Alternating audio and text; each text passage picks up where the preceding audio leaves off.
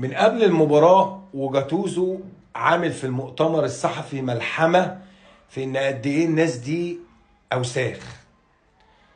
جاتوزو يا جماعة من افضل اللعيبة اللي الواحد كان بيتمنى يتفرج عليها يوميا. الحمية، القوة، الحماس في وسط الملعب. على الخط مع منتخب ايطاليا نفس الكلام. مش ده الموضوع خالص، ولا موضوع رياضة ولا كورة. جاتوزو كان بيلاعب اللي ما يتسموش بمنتخب ايطاليا. منتخب ايطاليا تاخر في النتيجه، منتخب ايطاليا قدر يرجع في النتيجه ويتقدم، اللي ما يتسموش رجعوا وتعادلوا، هو رجع كسب المباراه في الاخر. نفس الحميه ونفس الحماس ونفس الدوافع والحوافز اللي عند جاتوزو وهو لاعب موجوده عنده كمدرب، وبيقدر يوصلها لعيبته داخل ارضيه الملعب.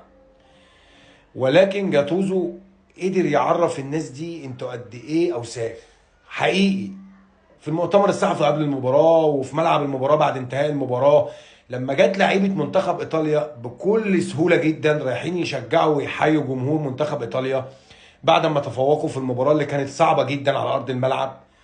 وجم التانيين الاوساخ بطبعهم العادي والعادي بتاعهم حاولوا ان هم يتهكموا على جمهور ايطاليا وعلى لعيبة منتخب ايطاليا. فجه جاتوزو وعطاهم درس ان قد ايه انتوا ما ينفعش تعيشوا في وسطينا ولا ليكم مكان وسطينا حرفيا. في مؤتمر صحفي وفي ارضيه الملعب قبل المباراه وبعد المباراه. شابو جاتوزو، شابو شابو شابو. زي ما كنت بحبك وانت لعيب عندك جرينتا ودوافع وحماس كبير جدا، انا بعشقك وانت مدرب لمنتخب ايطاليا.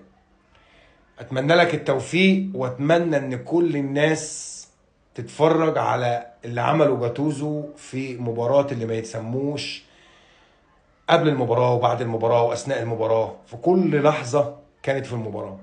شابوه جاتوزو.